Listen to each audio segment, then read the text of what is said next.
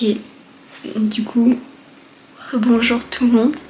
Ça fait très bizarre de reparler à cette petite caméra. Et le 4 janvier, ça fait pas une année que j'ai plus parlé à la caméra, mais plusieurs mois.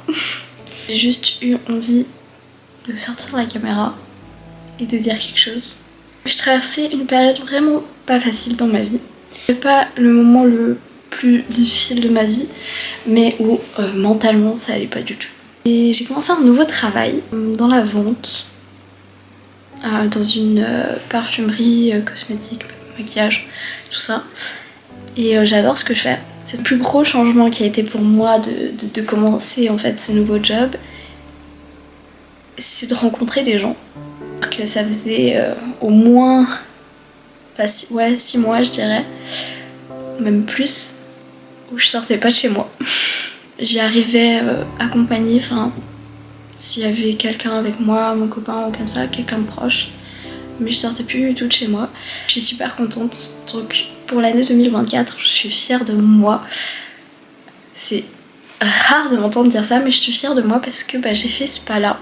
J'ai pas eu trop le choix et voilà, donc des fois quand on n'a pas trop le choix, qu'on est poussé un peu par la vie, on est capable de sortir de sa zone de confort et de faire des choses dont on se croyait pas capable.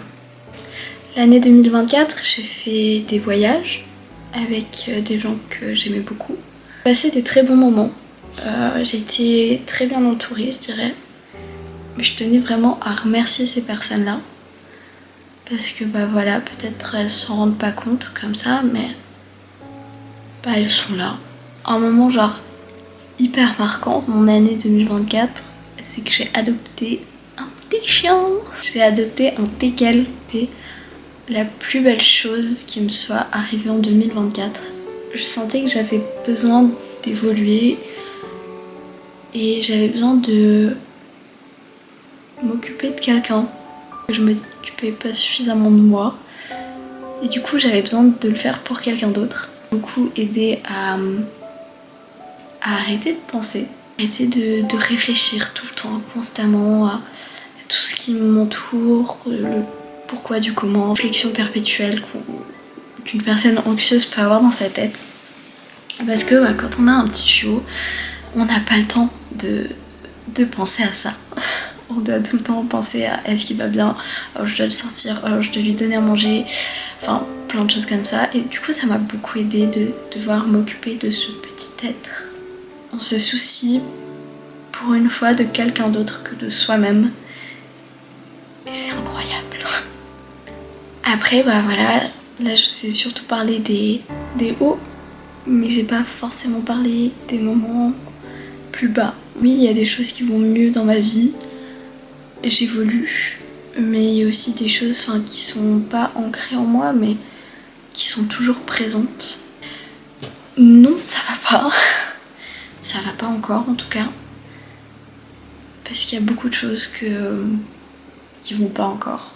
C'est très dur de voir que dans sa vie, on manque de rien.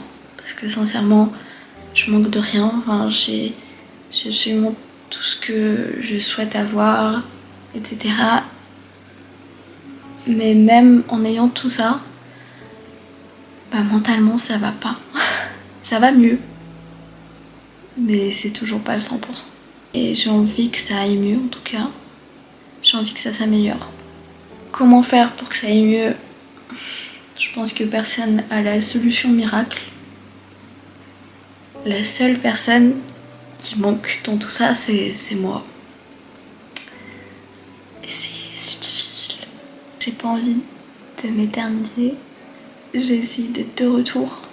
La dernière chose que j'ai envie de dire, c'est que pour toutes ces personnes qui sont un peu comme moi ou qui ont traversé des périodes comme moi pas faciles, vous n'êtes pas toutes seules.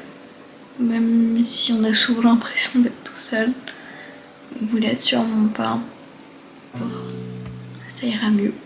Quand on sait pas, la solution on l'a pas. Mais un jour on se sentira un petit peu plus léger et on ira sûrement mieux.